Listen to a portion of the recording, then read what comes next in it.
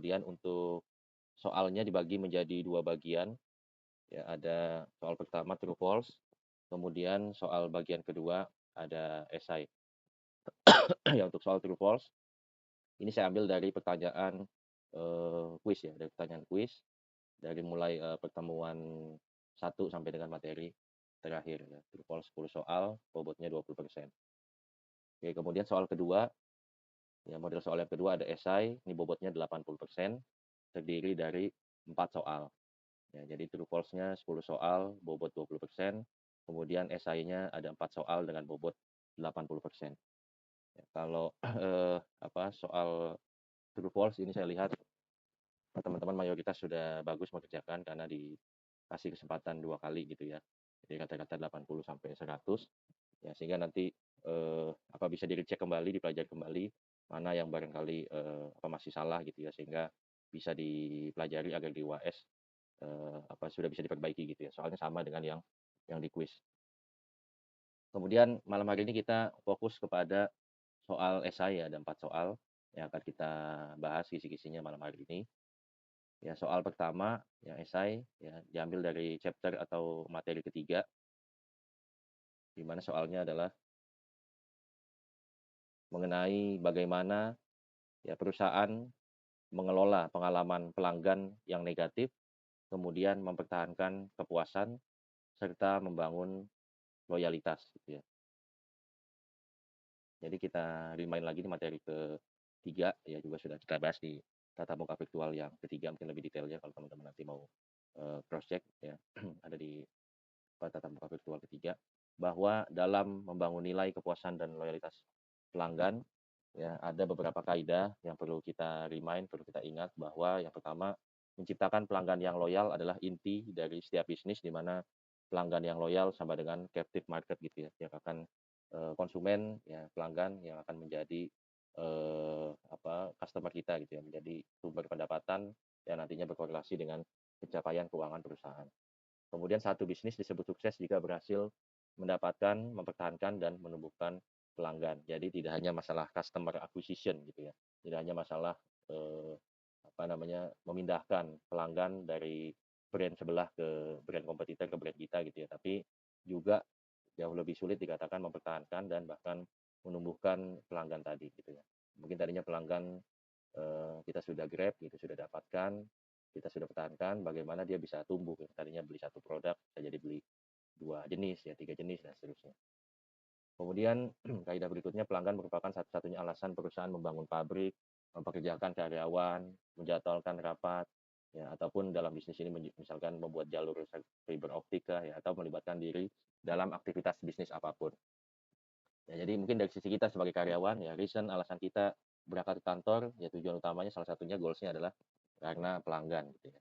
Karena, nanti berkorelasi dengan revenue perusahaan, pendapatan perusahaan, sehingga apapun beban-beban di sana bisa, bisa ditutup gitu ya, bahkan bisa mencapai profit sesuai dengan tujuan perusahaan. Ya lagi-lagi kata kuncinya adalah pelanggan. Dikatakan tanpa pelanggan Anda tidak mempunyai bisnis ya. Jadi pertanyaan forum mengarah bagaimana kita bisa, memitigasi ataupun mengelola keluhan pelanggan yang negatif, kemudian mempertahankan, bahkan membangun loyalitas. Oke, nilai pelanggan, ya ini teorinya dulu kita ingat kembali bahwa nilai pelanggan adalah nilai yang diterima, pelanggan adalah selisih antara jumlah nilai bagi pelanggan dan biaya total pelanggan.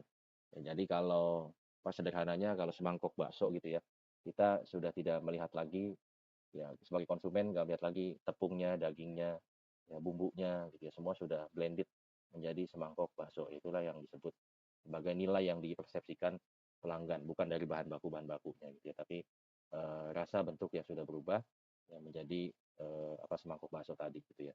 Nah mungkin biaya yang dikeluarkan, pelanggan misalkan untuk semangkok bakso 20.000 ya, tapi nilainya bagi pelanggan tersebut boleh jadi, di atas itu ya, atau bahkan tidak ternilai, atau kita sering menyebutnya dengan istilah worth it gitu ya, kalau cuma 20.000 ya mungkin nggak terasa dibandingkan dengan nilai pelanggan yang jauh lebih tinggi. Kemudian juga, berkaitan dengan ini, kumpulan manfaat yang diharapkan diperoleh pelanggan dari produk atau jasa tertentu. Beberapa kegiatan utamanya ada inbound logistik, yang membawa bahan mentah, kemudian ada proses operation di sana, mengolah menjadi produk jadi, ya kemudian ada outbound logistik atau mengirim produk yang sudah diolah tadi ke pasar atau ke konsumen. Kemudian memasarkannya dan juga memberikan layanan. Kemudian perusahaan harus memperkirakan biaya dan kinerja pesaingnya sebagai pembanding. Artinya kita tidak bisa seperti katak dalam tempurung gitu ya, tapi juga harus melihat dinamika persaingan, ya salah satunya dilihat dari para pesaing kita gitu ya. Kalau pesaing mulai memberikan value nilai yang lebih besar gitu ya, nah maka kita juga harus melakukan benchmarking, action-action yang harus kita lakukan ya untuk menanggapi dinamika tersebut. Kemudian selama perusahaan dapat melakukan kegiatan dengan lebih baik daripada pesaingnya, perusahaan itu akan dapat memperoleh keunggulan kompetitif. Jadi kalau kita bawa benang merahnya ke teorinya manajemen secara strategis gitu ya, dikatakan salah satu dimensi ya daripada resource based view, ada teori namanya resource based view, atau satu organisasi, satu perusahaan dia punya sumber daya untuk dikelola, ya untuk diolah, yang sehingga tadi memiliki keunikan tersendiri gitu ya.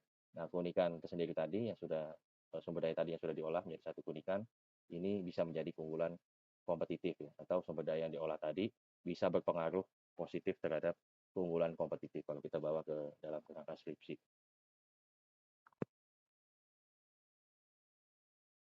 Oke, kemudian customer satisfaction atau kepuasan pelanggan, ya ini tentunya produk atau layanan yang kualitas berperan penting dalam membentuk kepuasan konsumen. Semakin berkualitas produk dan layanan, maka kepuasan juga akan semakin tinggi. Maka banyak yang meneliti biasanya tuh kalau faktor-faktor yang mempengaruhi kepuasan konsumen, ya diantaranya adalah kualitas produk, ya diantaranya adalah harga, diantaranya adalah saluran pemasarannya, ya, atau ada celebrity endorsement dari public figure ataupun tokoh yang dikagumi dan sebagainya.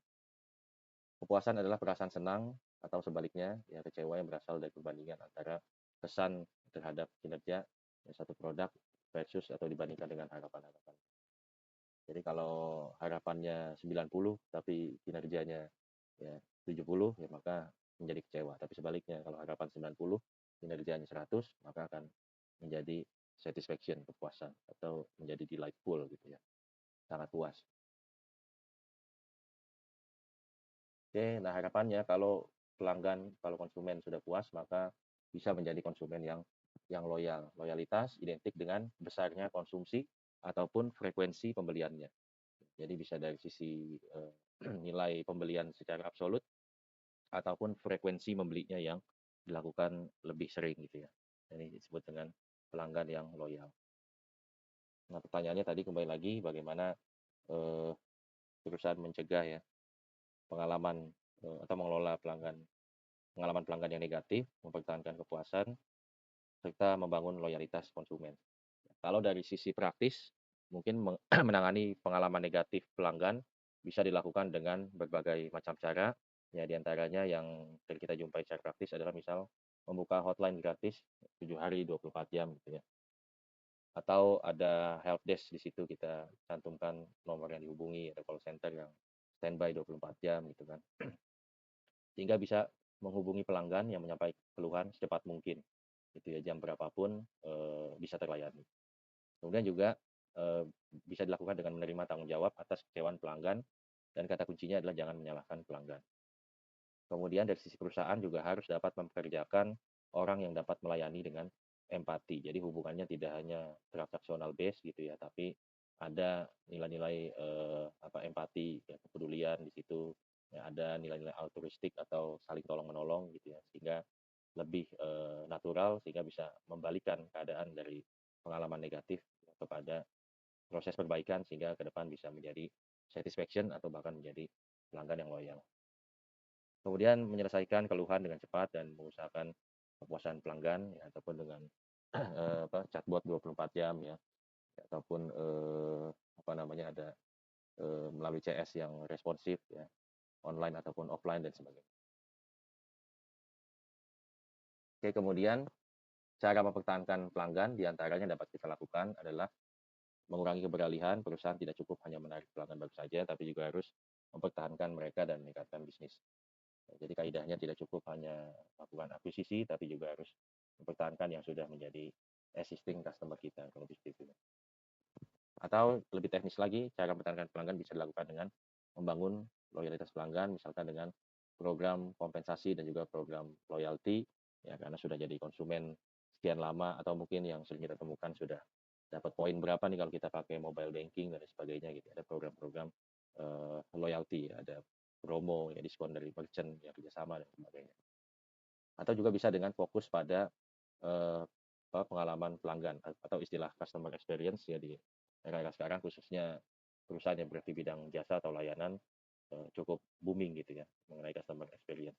Ya, misalkan tadi kalau kita bawa ke konteks mobile banking gitu ya, mungkin tampilan apa namanya user interface-nya gitu ya lebih user friendly dibandingkan dengan bank pesaing. Menu-menunya mudah diakses, tapi dari sisi security juga apa namanya aman gitu kan.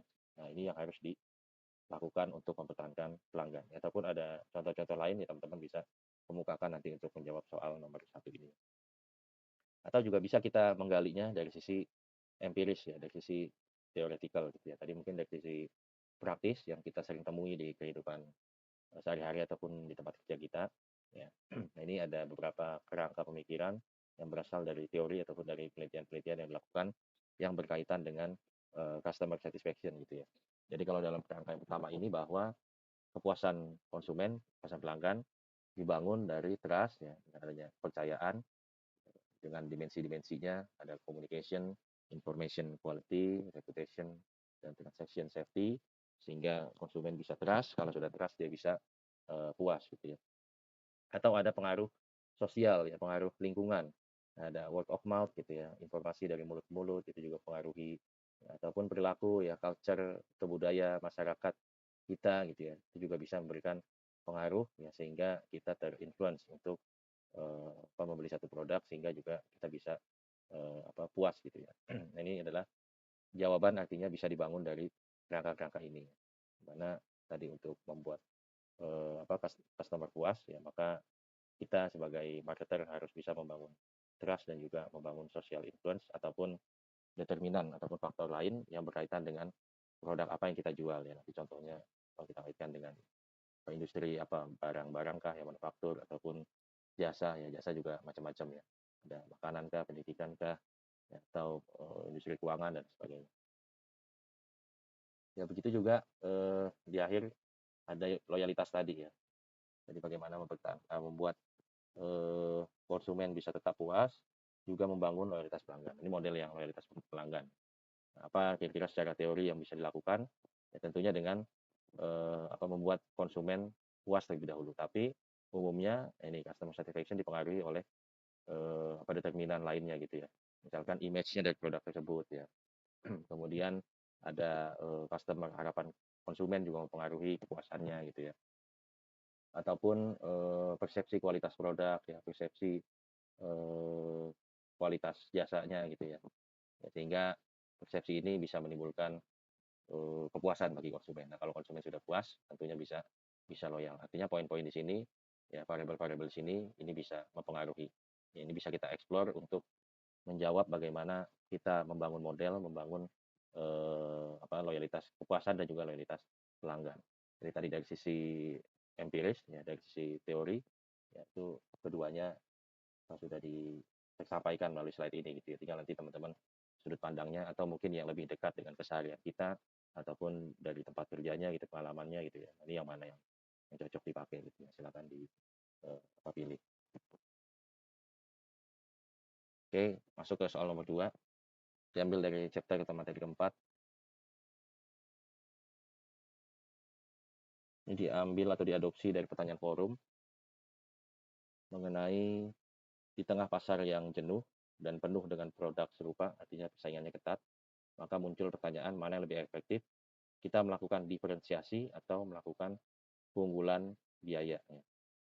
Apakah perusahaan harus memilih satu di antaranya atau kombinasi dari keduanya. Gitu ya. Jadi mana yang sesuai, diferensiasi ya, ataukah cost leadership ataukah kombinasi dari keduanya.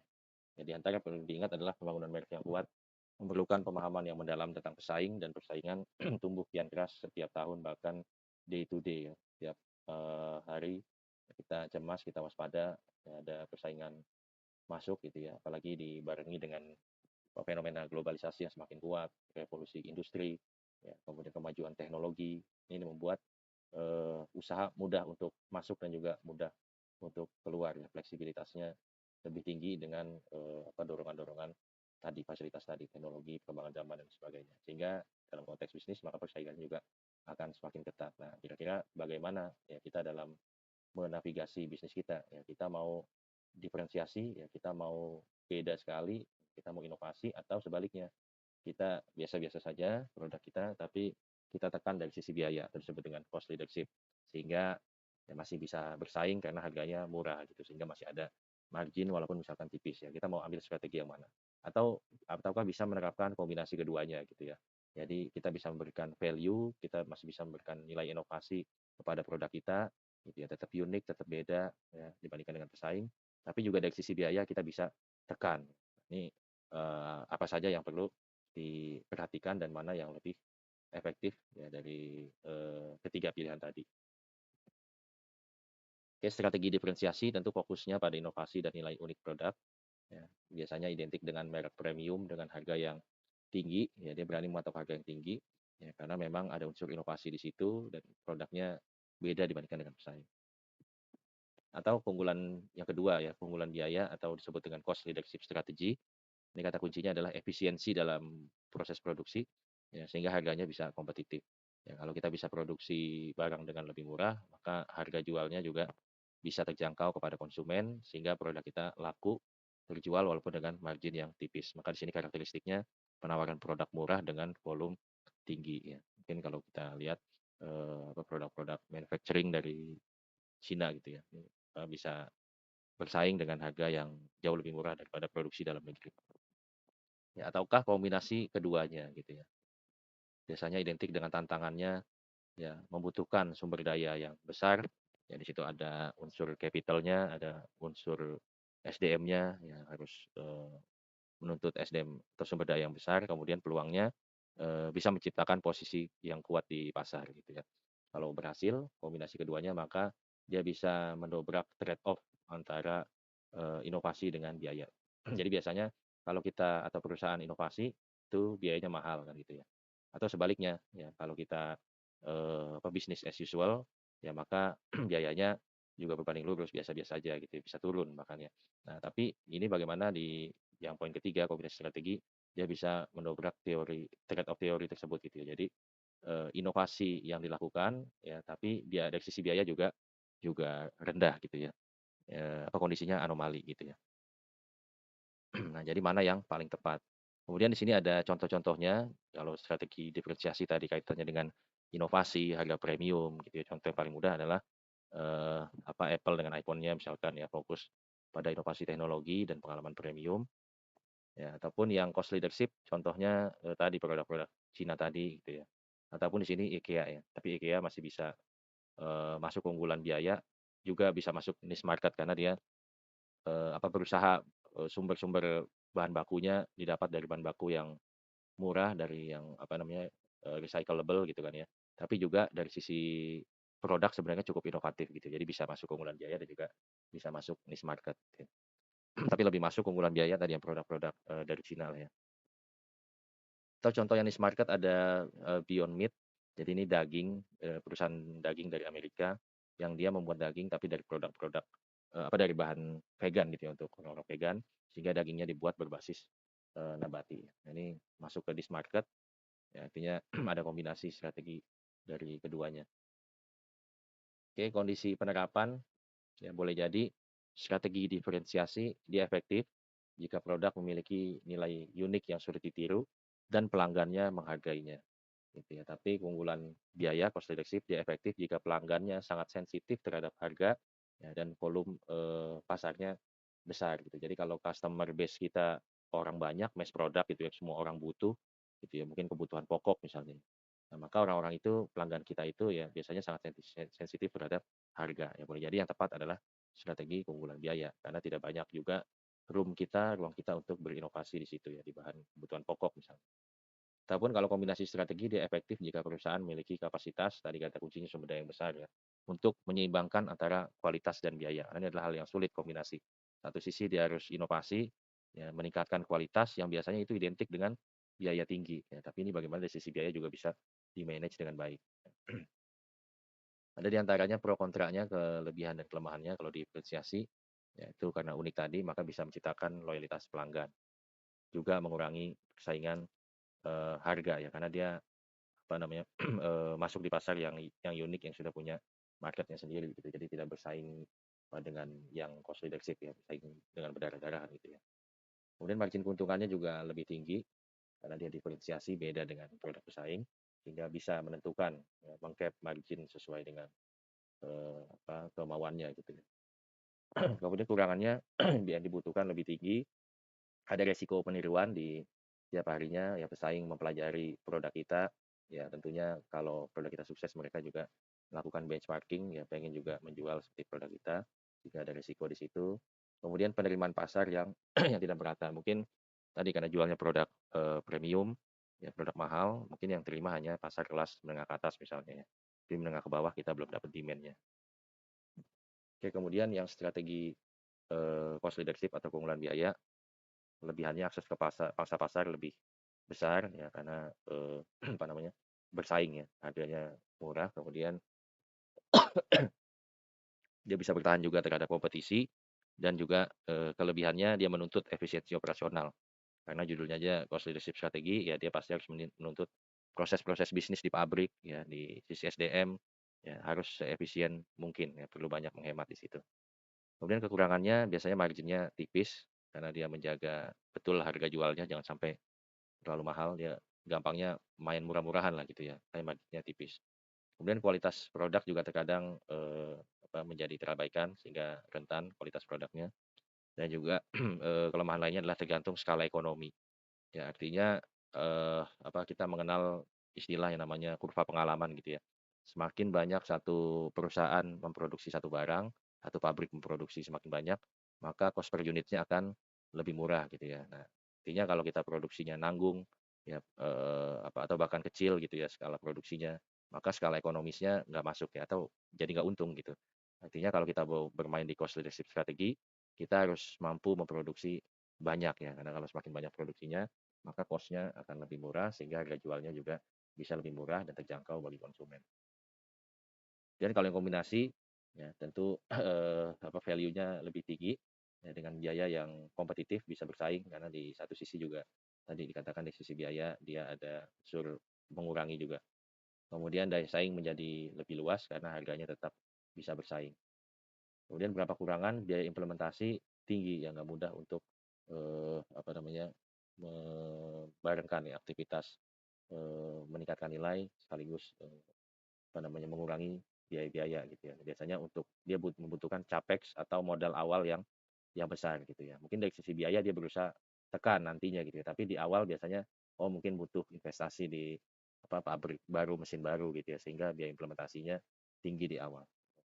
Atau ada resiko stuck in the middle ya, artinya ketika sudah berjalan boleh jadi karena dia harus dua-duanya berhasil gitu ya, dari sisi value produknya meningkat, kemudian biayanya juga bisa dijaga murah gitu ya. Nah, khawatirnya ada salah satu yang tidak berhasil gitu ya. Mungkin value-nya tinggi ya, tapi di sisi biaya kompetitifnya tidak tercapai ya, akhirnya jadi stuck gitu ya, nggak bisa masuk ke strategi kombinasi. Atau sebaliknya gitu kan, udah biayanya dijaga, sudah berhasil, tapi value-nya juga nggak ningkat atau produknya ya biasa-biasa aja gitu ya. Jadi nggak kena dua-duanya gitu kan. Oke, nanti ditimbangkan dengan adanya karakteristik ya yang ada yang sudah kita pahami dari ketiga kondisi ini, mana sekiranya yang pas ya, tentunya juga eh, akan lebih tepat jawaban jika dikombinasikan dengan contoh real ya, boleh di tempat kerja ataupun di perusahaan yang teman-teman ketahui. Ya, jadi kalau bicara strategi kombinasi, ya ini yang ketiga, ini tambahan aja ya, ada teringat sebuah buku ya, sebuah teori yang namanya Blue Ocean Strategy, ya, di mana kalau perusahaan ini kan ada trade off ya, kalau mau meningkatkan nilai pelanggan maka biayanya juga naik. Tapi di konsepnya Blue Ocean Strategy nanti kalau teman-teman ada waktu ya cari bukunya gitu, ini juga bagus buat tambahan di luar kuliah mungkin ya. Pelajari juga di manajemen strategik ya. Ini bukunya Kim and Mauborgne tahun 2017. Ya, ini 2015 buku awal, kemudian pertama bukunya 2006, ada extended teorinya tahun 2015. Ya. Oke, jadi di dalam teori ini sejalan dengan prinsip yang ketiga tadi, strategi kombinasi. Ya, dia melazimi bahwa bisa meningkatkan pembelian dibarengi dengan biaya yang turun, atau dalam teori ini dia menyebutnya sebagai inovasi nilai. Bagaimana melakukannya gitu ya, dia meningkatkan nilai pembeli dengan meningkatkan dan meng-create, meningkatkan dan menciptakan hal-hal yang baru ya dimasukkan ke dalam menjadi unsur produknya gitu ya. Tapi di sisi lain dia juga melihat dari sisi biaya yang tidak perlu ya bisa di-eliminate, ya bisa dibuang ya ataupun di-reduce, bisa dikurangi sehingga dari sisi biaya bisa turun. Sehingga ada keunikan ya yang disebut dengan inovasi nilai. Ada 4 hal utama yang dilakukan. Ya, ada yang dihapuskan, ada yang dikurangi, ada yang diciptakan, ada yang ditingkatkan. Oke, soal nomor 3. Chapter ke-8. Pertanyaannya adalah sebutkan dan jelaskan faktor-faktor utama yang mempengaruhi perilaku pembelian bisnis ya, bagaimana pengaruh faktor internal dan eksternal dapat saling berinteraksi dalam proses pembelian.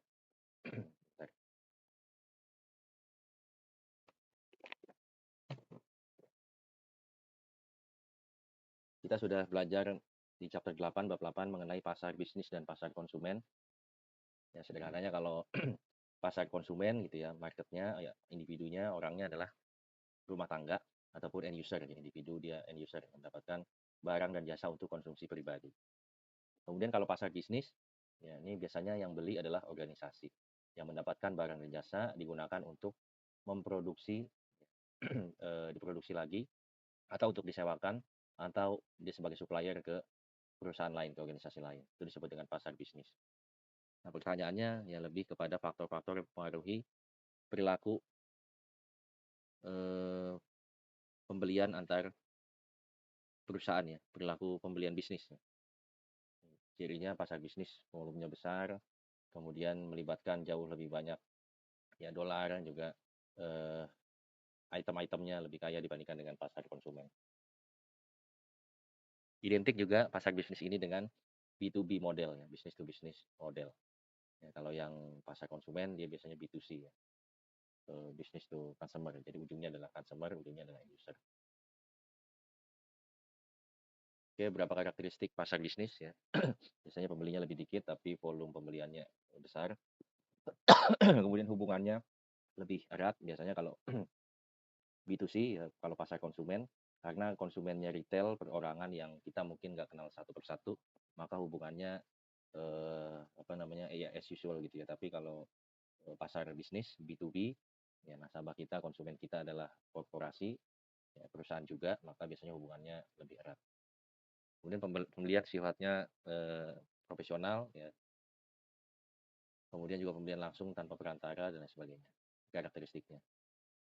Oke, nah soal lebih menekankan kepada hal berikut ya, faktor-faktor yang mempengaruhi perilaku pembelian bisnis.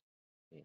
Jadi kurang lebih ya ada 3 hal yang perlu kita remind kembali ya di materi ini, bahwa dia dalam kita atau organisasi ataupun perusahaan ya melakukan pembelian satu produk ataupun barang dan jasa tadi ya untuk kita jual kembali, yang memperhatikan beberapa pertimbangan diantaranya adalah faktor lingkungan gitu ya. Lingkungan khususnya adalah lingkungan eksternal. Contohnya adalah marketing stimuli, atau gampangnya ya kalau kita mau melakukan kegiatan pasok memasok barang gitu ya. Yang perlu diperhatikan adalah bagaimana ketika kita membeli barang tersebut, memperhatikan beberapa faktor ya. Misalkan harganya apakah kita dapat yang baik atau yang murah gitu ya. Kemudian kualitasnya itu kita pertimbangkan biasanya. Ataupun term pembayarannya ya, metode pembayarannya ya dengan cicil berapa lama gitu ya. Kalau bisa selama mungkin kan gitu ya kalau model atau perilaku pembelian pasar bisnis ya. Nah, itu dikarenakan salah satunya adalah adanya lingkungan eksternal ini gitu. Contoh marketing stimuli di sini. Jadi bagaimana 4P ya, bauran pemasaran itu mempengaruhi atau karena kondisinya pesaing gitu ya. Oh, pesaing ya 4P-nya bauran pemasarannya bagus nih. Ya, jadi dalam kita melakukan proses pembelian bahan baku kita juga harus melihat apa peta persaingan gitu ya. Kita lihat market leader kita ya, di industri tersebut seperti apa. Sehingga marketing stimuli ini mempengaruhi. Kemudian juga ada stimuli lain, ya, kondisi ekonomi, ya, perubahan teknologi kah, ya, politik, ya, kemudian cultural dan juga kompetitif persaingan juga kita pertimbangkan gitu ya. Artinya misalkan, oh kalau ekonomi kondisinya lagi resesi atau bahkan depresi gitu, ekonomi lagi lesu, maka mungkin proses pembelian kita ya, proses pembelian pasar bisnis di hold dulu ataupun dikurangi dulu misalkan. Karena biasanya bisnis berkorelasi dengan ekonomi. Kalau ekonomi booming baru kita ekspansi karena demand di apa namanya di pasaran gitu ya, dinamika pasar itu akan lebih positif responnya gitu kan. Tapi kalau sebaliknya ekonominya lagi lesu, contohnya aja kayak apa, pandemi kemarin lalu gitu ya. Ekonominya lesu maka daya belinya juga lesu. Maka dia untuk melakukan pembelian apa untuk bahan bakunya kita wait and see dulu gitu ya. Begitu juga teknologi, begitu juga politik ya, lagi mau pemilu ya seperti apa gitu ya. Ataupun persaingan ya lagi gencar-gencarnya nih. Ya, dengan modal kita yang kondisi demikian gitu ya. Apakah kita harus ekspansi atau seperti apa itu juga mempengaruhi. Oke, kemudian ya setelah faktor lingkungan khususnya dengan eksternal, kemudian ada the buying organization. Ini di internal kita juga ternyata bergejolak ya, berdinamika gitu ya. Kita udah mempertimbangkan faktor eksternal, pesaing, ya, kondisi pemerintahan, ekonomi, dan sebagainya. Ternyata di internal juga ada dinamika di dalamnya, ada gesekan-gesekan kan ya. Ada di sini dikatakan interpersonal and individual influence, ya, kemudian juga ada organizational influence. Jadi kita selaku pihak yang mau membeli barang tersebut, kita mau order bahan baku gitu ya dari supplier, ya, di situ kita punya preferensi. Ya. Kita sebagai user kita mungkin punya preferensi. Tapi ya di sisi lain tim purchasing juga dia punya preferensi kan ya.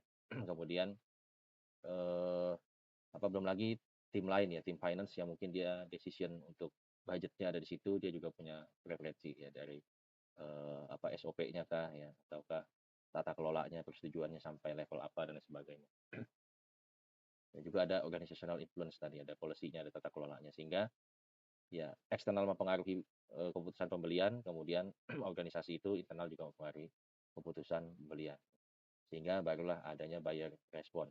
Proses akhir, ya, responnya seperti apa. Kita pada akhirnya dengan mempertimbangkan kondisi eksternal dan internal, ya di situ kita memilih produk ataupun jasa yang akan kita beli, ya, ataupun supplier yang kita pilih ya. Sudah ada beberapa list, kita sudah lakukan beauty contest, ada 5, kita pilih mungkin hanya 1 atau 2. Ya. Kemudian jumlahnya berapa, ya, kemudian terms and condition-nya, delivery-nya, term pembayarannya, ya di apa namanya hutang berapa lama gitu ya, cicil berapa lama dan sebagainya. Oke, ini juga sejalan dengan saya sebelumnya mempengaruhi perilaku pembelian bisnis, ada lingkungan, tadi kondisi ekonomi, teknologi, politik, kompetitif, dan cultural. Kemudian dalam organisasinya itu ada sasaran organisasinya apa, visi misinya itu juga mempengaruhi kebijakan, prosedur, struktur organisasi, tata kelola maupun sistemnya juga mempengaruhi. Kemudian tadi interpersonal, ya, otoritasnya, wewenang, jabatan, status, empati satu sama lain, persuasiveness itu juga mempengaruhi. Kemudian individual, ya, ini hubungan antar personal. Kemudian individu kita sendiri ya. Mungkin setiap umur, setiap pendidikan, setiap job position, personality maupun sikap terhadap risk, ya ini memiliki preferensi yang berbeda-beda gitu ya. Mungkin dalam organisasi ada yang dia baby boomer ya. Ada juga yang Gen Z. Maka hal ini tentunya mempengaruhi perilaku pembelian bisnis. Gitu kan. Mungkin kalau Gen Z lebih melihat kepada apa fungsinya gitu ya, teknologinya misalkan sudut pandangnya. Tapi yang Gen X atau tradisionalis dia melihat kepada harganya gitu ya, kemudian durability-nya, keawetannya dan sebagainya. Ini juga mempengaruhi perilaku pembelian bisnis. Belum lagi apa namanya job position dari sisi sikap terhadap risk. Ada yang risk opportunist ya, tapi ada yang safety player juga misalkan ya. Nah, artinya ya di dalam apa perilaku pembelian bisnis itu ada dinamika baik dari pengaruh eksternal dan juga internal. Internal itu juga baik dari sisi organisasi maupun dari sisi interpersonal para karyawannya, gitu ya. Nah, kemudian inilah yang kita analisa, kita jabarkan bagaimana pengaruh faktor internal dan eksternal ini dapat saling berinteraksi dalam proses pembelian. Oke, soal terakhir, soal 4, ini di chapter 9 mengenai bauran pemasaran. Ini gampang lah ya, bauran pemasaran atau marketing mix. Jadi saya ingatkan lagi bahwa kalau kita udah kuliah manajemen pemasaran, apalagi nanti teman-teman mungkin ada yang mengambil konsentrasi pemasaran untuk skripsinya, ya. Nah, maka konsep bauran pemasaran ini atau disebut juga dengan marketing mix ini harus sudah hafal ya, atau akan banyak keluar nih di pertanyaan sidang kah ya, ataupun di UAS-UAS mata kuliah lain juga berkaitan. Jadi ini adalah common knowledge-nya kalau orang manajemen, apalagi manajemen pemasaran, ini merupakan salah satu common knowledge ataupun ilmu wajibnya yang harus hafal adalah 4P ini ya, bauran pemasaran. Kita mengenal istilah bauran pemasaran, marketing mix atau 4P itu sama aja gitu ya. Nah, jadi 4P ini biasanya identik dengan perusahaan atau industri manufaktur yang dia adalah eh, barang barang base gitu ya. Jadi barang ataupun goods lah, produksinya adalah produksi barang-barang. Kemudian baurannya ada 4 hal, ya. Ada produk, ada promotion, ada place, ada price. Ya, di mana dalam perusahaan manufaktur tentu yang dilihat adalah produk, di mana ini adalah penawaran kepada konsumen, ya khususnya ya barang maupun jasa ini harus inovatif dan relevan. Ya. Jadi 4P ini untuk jasa juga bisa, tapi yang advance lagi jasa itu nanti merujuk kepada 7P ada di slide berikutnya gitu ya. Tapi 4P ini adalah yang umum ya. Kalau 7P adalah tambahan untuk jasa. Jadi ya kurang lebih adalah hal-hal yang harus diperhatikan dalam kita memasarkan produk agar bisa terdistribusi, terdeliver ataupun laku produk kita untuk dikonsumsi oleh konsumen. Maka yang harus diperhatikan baurannya adalah atau unsur-unsurnya adalah produknya itu sendiri tentunya. Kemudian juga promosinya gitu ya, harus sampai kepada konsumen. Komunikasi yang bertujuan untuk memperkenalkan dan meyakinkan konsumen untuk membeli produk. Jadi percuma kalau produknya sudah bagus, kualitas tinggi gitu ya, tapi informasinya tidak sampai kepada konsumen, ya maka juga konsumen tidak bisa melakukan keputusan pembelian. Maka bauran berikutnya adalah promosinya, bagaimana harus bisa menjadi pipa ya agar produk yang tadi sudah bagus bisa sampai informasinya kepada konsumen. Kemudian juga place tempat menjualnya, lokasi distribusi yang mudah diakses oleh konsumen. Ya mungkin ada barang-barang yang lebih tepat kalau jual offline, tapi ada juga yang tempat menjualnya lebih common di online gitu ya. Tergantung nanti apa namanya barangnya apa dan juga target pasarnya ya, sasarannya siapa gitu ya. Maka menentukan place-nya, tempatnya harus bisa dijangkau oleh konsumen. Jangan sampai barang bagus, promosinya udah sampai, komunikasinya, tapi ketika mau beli tempatnya nggak terjangkau, jauh ya, atau offline online-nya pun nggak ada gitu misalkan. Nah, ini juga menjadi masalah. Jadi bauran ketiga yang perlu diperhatikan adalah place, tempatnya. Kemudian yang berikutnya adalah price, tentunya harga juga ini penentuan nilai yang kompetitif dan menguntungkan. Harganya juga harus bisa dijangkau oleh konsumen dengan value, dengan nilai yang ditawarkan, atau bahasanya tadi gampang harus worth it lah price-nya gitu kan. Nah, kemudian yang berikutnya kalau perusahaan jasa ada tambahan 3P. Jadi kita diminta bandingkan, gampangnya soal ini diminta untuk menjelaskan 4P dan 7P berikut dengan contohnya gitu ya. Nah, 7P ini identik dengan perusahaan atau industri di bidang jasa, ya, di mana sama tadi 4P-nya sama persis, hanya ada tambahan 3P yang identik dengan services gitu ya. Nah, di mana P yang kelima adalah proses, ini mengoptimalkan alur kerja dan metode untuk pengembangan produk. Ya di mana namanya jasa gitu ya. Biasanya ada melibatkan bisnis prosesnya atau dia tight ya, dia ketat dengan SLA, SLA gitu ya. Service Level Agreement. Nah, inilah yang harus dijaga di perusahaan jasa kita memanage ekspektasi daripada konsumen kita. Ya mungkin perusahaan sebelah gitu ya, pesaing kita bisa 3 hari selesai gitu kan. Nah, tapi bagaimana di perusahaan kita misalkan masih 7 hari itu gitu ya, masih ketinggalan. Nah, maka harus ada unsur proses di dalam bisnis jasa agar bisa memenuhi ekspektasi pelanggannya. Unsur berikutnya ya, perusahaan jasa juga identik dengan people, dengan orang-orang. Ya, kalau di perusahaan manufaktur mungkin lebih kepada yang penting mesin, pabrik, ya, untuk mereka produksi ya. Tapi kalau perusahaan jasa, ini biasanya ada people, ada customer service-nya ya, ada front line-nya gitu kan. Ada marketingnya yang in charge, ya, yang mendampingi, yang kemudian melakukan after sales service gitu ya. Sehingga di perusahaan jasa ini membutuhkan people, ya, libatkan tim yang kompeten untuk menjalankan strategi pengembangan produk. Kemudian P yang ketujuh yaitu physical evidence atau tampilan fisik. Pastikan bahwa produk memiliki bukti fisik yang membangun kepercayaan konsumen. Jadi terkadang konsumen masih pengen tahu bentuk fisiknya gitu ya. Jadi misalkan kita perusahaan jasa keuangan gitu ya. Nah, ini konsumen dia pikir-pikir bahwa ada nggak sih kantornya gitu. Kantornya di mana sih? Gitu ya, besar atau enggak sih gitu misalkan. Karena misalkan dia ingin menginvestasikan dananya besar di produk itu ya, di lembaga keuangan itu. Maka butuh apa namanya? Pengakuan adalah salah satunya physical evidence. Ada nggak bentuk fisiknya gitu ya. Bagus nggak, rapi nggak, apa dia bonafit nggak, dan lain sebagainya. Itu bisa dinilai. Atau kemasannya, dari sisi kemasannya, tidak hanya tempatnya atau cabangnya, physical evidence ini, ya tapi juga kemasannya gitu ya. Mungkin makanan tampilannya oke nggak nih, higienis nggak, dan sebagainya. Maka untuk perusahaan jasa juga perlu memperhatikan bauran ataupun unsur-unsur mengenai physical evidence. Nah, 7 hal ini yang apa, perlu direview kembali dan juga diberikan contoh-contohnya baik di tempat teman-teman kerja ataupun di perusahaan yang teman-teman ketahui. Oke, habis soal esai ada 4, kemudian true false 10 soal tadi. Silakan, ada yang ingin ditanyakan untuk yang jelas?